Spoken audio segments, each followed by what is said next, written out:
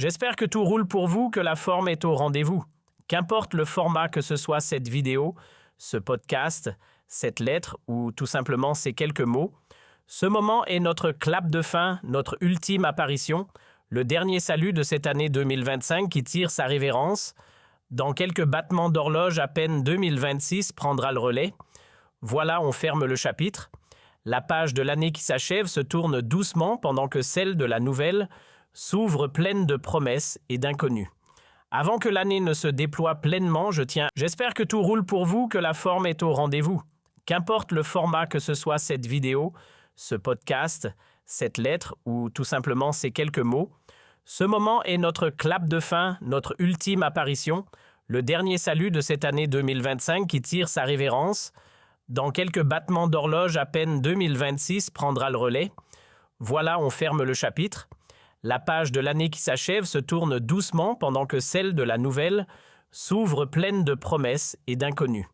Avant que l'année ne se déploie pleinement, je tiens à formuler un vœu simple mais essentiel, que les mois à venir soient baignés de clarté ponctuée d'émerveillements inattendus et rythmés par des rencontres qui élèvent l'âme, que chaque instant de cette nouvelle année soit un éclat de bonheur, un fragment de beauté, une étincelle de vie.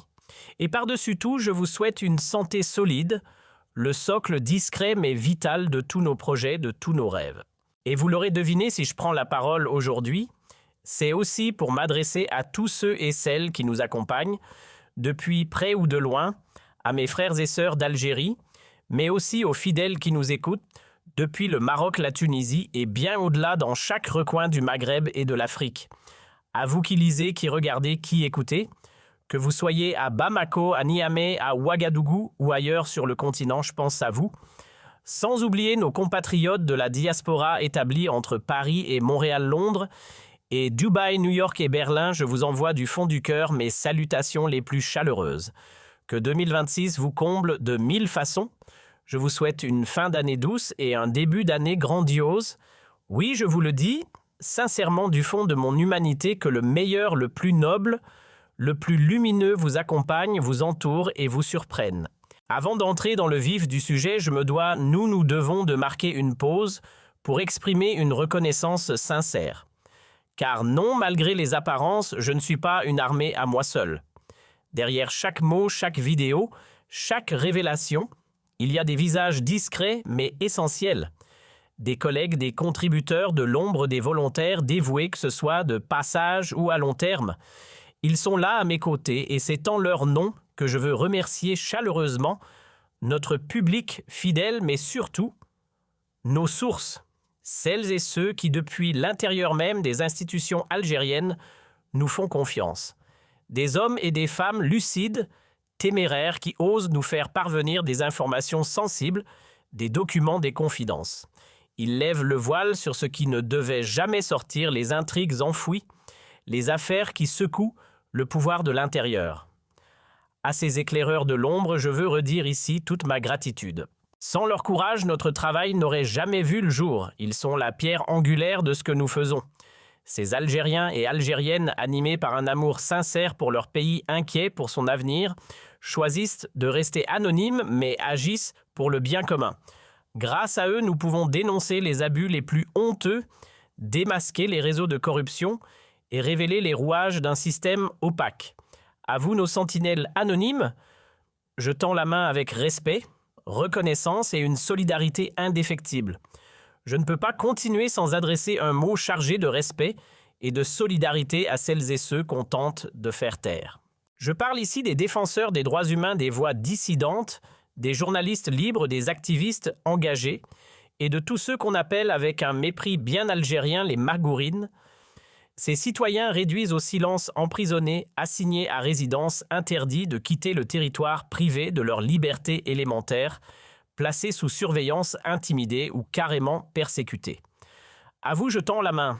À vous, je souhaite une année nouvelle qui rime non pas avec crainte, mais avec espérance.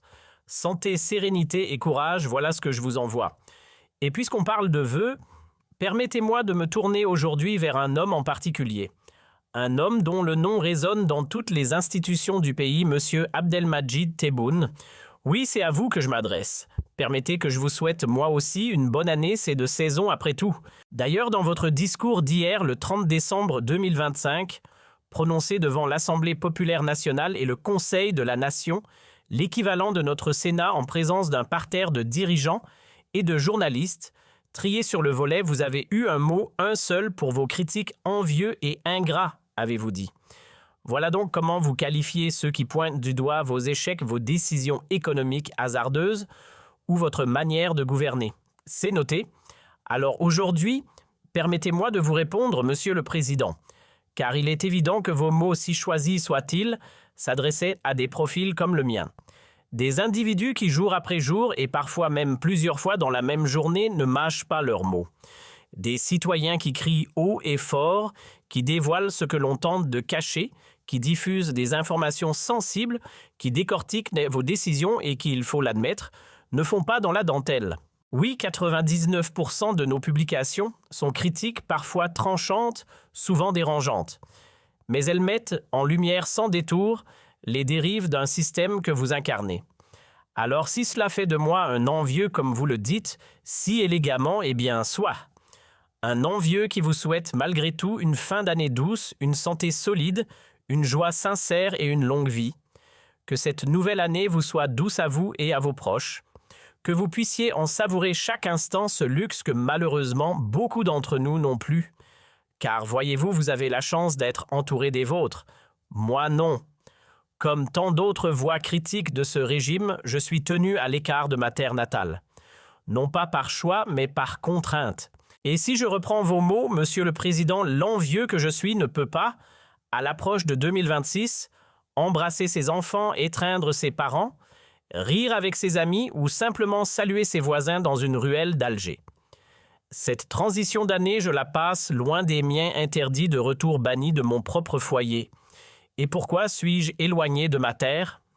La réponse tient en un nom, en un seul, Abdelmadjid Tebboune, un président qui visiblement a du mal à supporter que les autres pensent autrement que lui.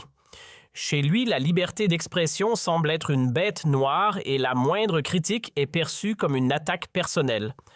Dans son monde, celui qui n'applaudit pas est forcément jaloux et celui qui conteste est forcément ingrat. Mais qu'on se comprenne bien, je n'ai jamais envié M. Tebboune, jamais. En vérité, il ne m'a jamais offert la moindre raison de le remercier. Aucun bienfait, ni pour moi, ni pour mon pays. Et si un jour il faisait véritablement du bien à l'Algérie, croyez-moi, je serais le premier à lui reconnaître ce mérite sans hésitation et sans arrière-pensée. Ce qui me fait sourire, c'est que, depuis son arrivée au sommet de l'État, je n'ai manqué aucune de ses déclarations publiques, aucun discours, aucune interview. Et à chaque fois, il aime rappeler qu'il n'a rien contre les journalistes indépendants, ni contre les critiques, ni même contre la liberté de la presse, tant que, bien entendu, on évite soigneusement les mots qui dérangent. Pas de diffamation, pas de calomnie, pas d'injure, dit-il. Mais curieusement, dès qu'un mot dépasse, c'est la prison qui guette. Comme si la frontière entre critique et offense ne dépendait que de son humeur du jour. Monsieur Tebboune, permettez-moi de vous rafraîchir la mémoire, vous affirmez, à qui veut l'entendre, que vous êtes un homme de principe. Très bien. Alors il serait peut-être temps de les appliquer à vous-même. Car traiter vos opposants d'ingrats ou de jaloux, ce n'est pas franchement digne d'un chef d'État. C'est même, disons-le clairement, une insulte. Et une insulte, ça ne fait pas avancer le débat. Alors dites-moi pourquoi cette agressivité? Pourquoi ce besoin de nous salir chaque fois qu'on ose dire tout haut ce que beaucoup pensent, tout bas? Est-ce un crime de vous contredire? Est-ce un délit de trouver votre politique nuisible? Sommes-nous condamnés à l'exil idéologique dès lors que nous ne chantons pas vos louanges? Est-ce qu'aimer son pays tout en rejetant votre gouvernance est devenu incompatible? Est-ce qu'il est encore possible en 2026 d'être un Algérien digne, honnête et en désaccord avec vous? Est-ce qu'on peut vous dire non sans craindre de finir derrière les barreaux, sans trembler pour ses enfants, sans perdre le droit de voir sa famille, sans être privé de son propre sol natal? Moi, ce que je veux en cette nouvelle année, c'est ouvrir un dialogue, non pas une confrontation.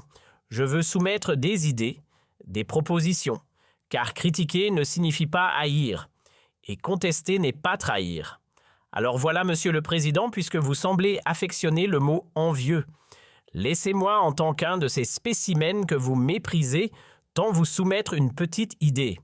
Et oui, sachez-le, les envieux, ça existe. Il faut faire avec.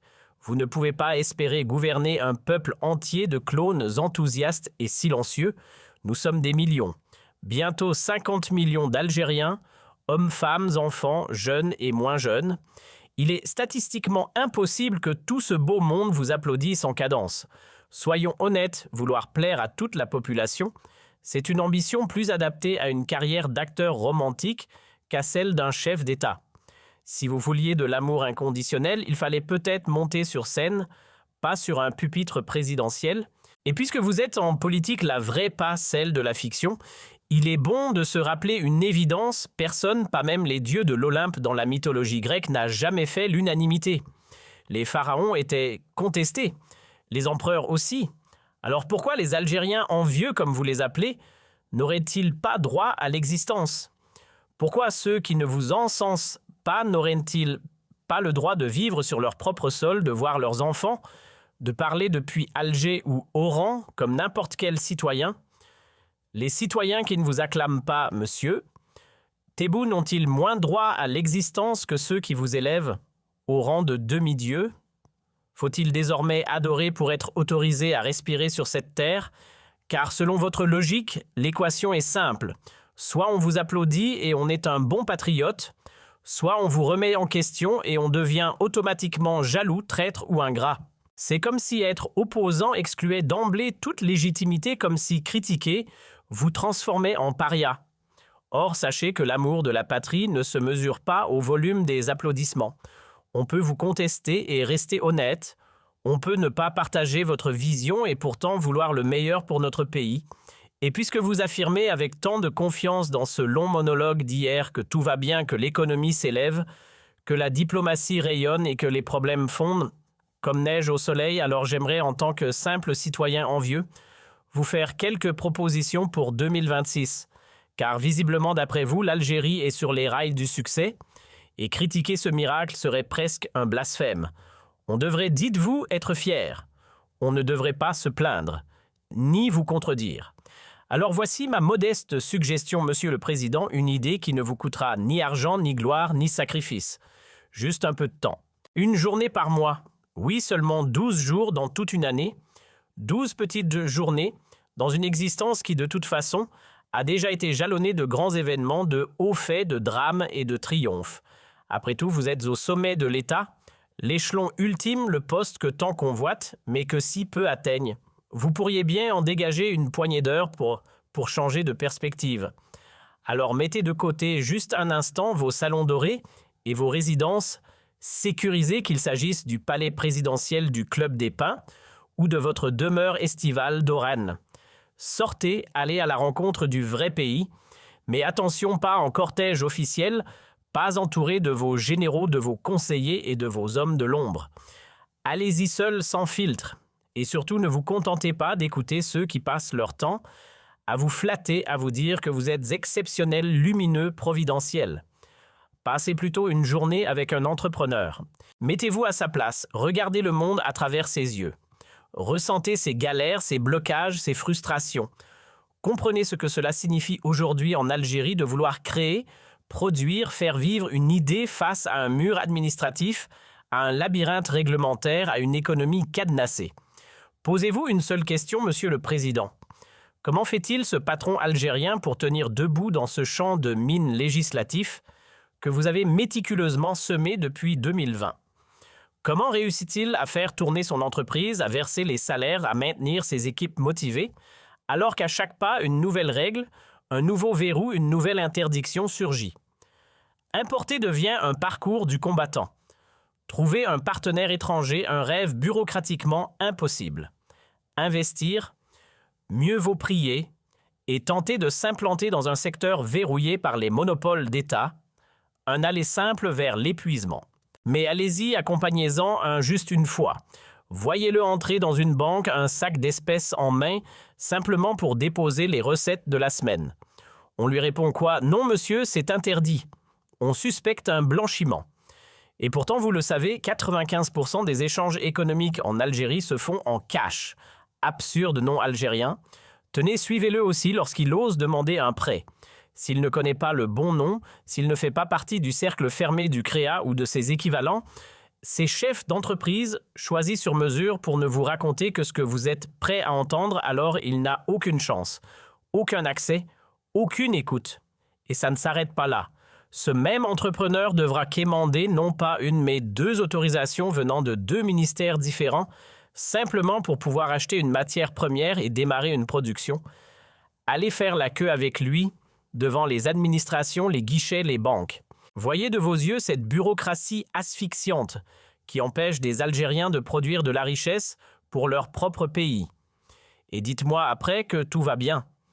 Essayez donc, ne serait-ce qu'un instant, de vous glisser dans la peau d'un entrepreneur algérien. Pas un de ceux qu'on invite aux conférences de presse, non un vrai du terrain. Un qui, au lieu de développer son activité, perd ses journées à courir après des pièces détachées. Car dans ce pays, figurez-vous qu'on ne peut même pas les importer librement, encore moins les vendre. C'est un casse-tête administratif doublé d'un sabotage économique. Imaginez ce même chef d'entreprise qui souhaite simplement commander une flotte de véhicules Fiat. Manque de chance, l'unique usine autorisée à produire tourne au ralenti, et en plus, elle détient le monopole national. Résultat, pas de voiture, pas de livraison, pas de mobilité. Et maintenant, mettez-vous à sa place le jour où son seul véhicule tombe en panne faute de pneus ou parce qu'une pièce simple est introuvable sur le marché. Vous commencez à comprendre, une journée dans ses baskets suffit pour voir que vos lois, vos décisions, votre politique économique, ce n'est pas seulement un échec, c'est un désastre à ciel ouvert. Mais faites-le ce test sans vos gardes du corps, sans vos experts, sans vos parapluies humains. Sortez sans vos conseillers ni vos fiches préparées. Allez à la rencontre du réel, laissez de côté votre statut, oubliez vos discours recyclés, rangez ces rapports enjolivés qu'on vous sert depuis 6 ans. Et devenez le temps d'une journée un simple Algérien, comme nous, comme ceux que vous gouvernez. Vous voulez comprendre ce que vit un chef d'entreprise, Monsieur le Président. Essayez de recruter dans ce pays juste pour voir. Essayez de payer vos cotisations sociales à temps de régler les factures, de maintenir une activité régulière. Tentez de produire quelque chose, d'utiliser un simple compte bancaire sans que tout ne se complique. Essayez de réparer un véhicule sans galérer pendant des semaines. Essayez tout simplement de faire tourner une entreprise, de générer un peu de revenus, de verser les salaires à vos employés tout en gardant cette structure à flot. Vous verrez que ce n'est pas un métier, c'est un parcours de guerre. Et puisque vous aimez les déclarations triomphantes, allons plus loin. Vous dites que l'inflation est vaincue, que la vie est redevenue abordable. Très bien. Alors je vous invite à une expérience simple, passer une journée avec un médecin, un ingénieur ou un fonctionnaire. Pas besoin d'aller dans les coins les plus reculés, restez en ville, suivez un couple d'enseignants ou une infirmière et observez. Est-ce qu'avec 50 000, 60 000 ou même 100 000 dinars par mois, on peut encore vivre dignement dans l'Algérie d'aujourd'hui, acheter avec eux, manger avec eux, payer le gaz, l'électricité, les fournitures scolaires. Ensuite, on reparlera de victoire économique. Et attention, je ne parle même pas des métiers les plus précaires. Je ne vous demande pas de suivre un ouvrier du bâtiment, un agriculteur, un receveur de bus ou un agent de sécurité. Non. Je parle ici de professions respectées, de piliers de notre société. Alors imaginez un instant comment vivent ceux dont vous ne parlez jamais. Bienvenue en Algérie version 2025-2026. Un pays où même avec 100 000 ou 200 000 dinars en poche, vivre décemment relève de l'exploit. Les familles s'y serrent la ceinture au point d'en perdre le souffle et les couples avec enfants ne comptent plus les sacrifices. Fini les écoles privées, les sorties au restaurant sont devenues un luxe rare, presque honteux. Faites l'expérience vous-même, accompagnez une famille lambda dans un restaurant banal, rien d'extravagant. Comparez l'addition d'aujourd'hui avec celle qu'ils payaient avant 2019. Vous verrez qu'un simple repas peut coûter 8 000 à 10 000 dinars. Et vous osez encore parler de victoire contre l'inflation.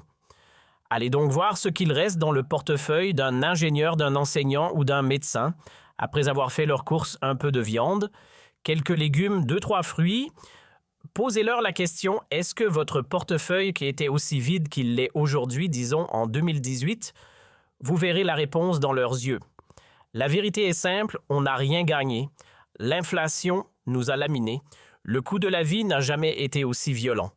La détresse sociale, jamais aussi palpable. Le chômage lui bat des records. Quant à la pauvreté, elle se répand plus vite que les slogans. Des produits de première nécessité autrefois accessibles, vêtements électroménagers, poissons, viande, sont désormais hors de portée. Des biens banals devenus luxe silencieux dans un pays pourtant riche. Et tout ce que je vous dis là, Monsieur le Président, je le dis sans animosité. Il n'y a pas une once d'insulte dans mes propos. Vous, en revanche, n'avez pas hésité à m'en coller une en m'affublant de ce charmant qualificatif envieux. Très bien, libre à vous. Moi, je choisis de rester dans le respect, dans le dialogue. Je vous propose d'ouvrir les yeux, de sortir, d'expérimenter. Après le chef d'entreprise, après le médecin, je vous invite à passer une journée avec un étudiant algérien, un étudiant ordinaire. Pas celui qui a la voiture de papa, non celui qui prend le bus tous les matins. Enfin, ce qu'on ose encore appeler bus. Je vous mets au défi de trouver les mots pour décrire ces engins cabossés, rouillés, brinque-ballants que l'on croise chaque jour. Vous les avez vus, ces images, non celles de Arche de B. Et d'ailleurs, ce n'est pas de la fiction. C'est notre réalité. Accompagner cet étudiant jusqu'à la gare, monter dans un train SNTF, observer l'état des wagons, les retards chroniques, la saleté, l'odeur parfois. Flâner un peu dans les rues à ses côtés, entrer dans son université, pousser la porte de la bibliothèque, écouter ce qu'il a à dire. Et peut-être vous comprendrez pourquoi tant de jeunes rêvent de s'en aller loin, très loin. Nos jeunes ne rêvent pas d'ailleurs par caprice ou par romantisme, ils fuient une comparaison permanente. Parce qu'en scrollant sur TikTok ou ailleurs, ils découvrent, stupéfaits, que d'autres pays, tout aussi riches en gaz et en pétrole que le nôtre, roulent en TGV, circulent en bus climatisés, étudient dans des universités propres et mangent dans des restos universitaires dignes d'un self européen. Pendant ce temps-là, chez nous, le Wi-Fi rame, les murs suintent et les bancs grincent. Mais attention, ne vous méprenez pas sur mes propos. Je ne dis pas de comparer l'Algérie avec le Burundi ou la Somalie. Évidemment que si on s'aligne sur les pays les plus démunis, on aura toujours l'air d'aller mieux. Mais nous ne jouons pas dans cette ligue-là, n'est-ce pas? Vous le savez mieux que quiconque. Nos richesses naturelles, nos indicateurs de développement, nos discours officiels nous placent dans une autre cour. Alors comparons-nous aux pays qui boxent dans la même catégorie. Ce serait déjà un début d'honnêteté. Et puisque vous êtes si convaincu que tout va bien, permettez-moi de vous lancer un dernier défi. Passer une journée, une seule, sans garde du corps, sans escorte, sans conseiller, avec une simple famille algérienne. Partagez un dîner, asseyez-vous à leur table, regardez leur frigo, posez une question simple. Est-ce que vous arrivez à acheter de la viande et les légumes et les protéines? Rien que ça. Vous verrez que la réalité qu'ils vivent n'a rien à voir avec celle que vous déclamez dans vos discours pleins d'autosatisfaction. Essayez donc de vivre ne serait-ce qu'une journée dans la peau d'un père de famille qui perçoit 40 000 dinars par mois. Ce chiffre, ce n'est pas une exception, c'est la moyenne nationale. Suivez-le du lever au coucher du soleil. Observez comment il fait ses comptes, comment il rogne sur tout, comment chaque achat devient une équation insoluble. Que peut-il bien mettre dans l'assiette de ses enfants? A-t-il les moyens de régler le loyer, de penser aux loisirs ou d'imaginer un jour partir en vacances? Tout devient un luxe, même le droit de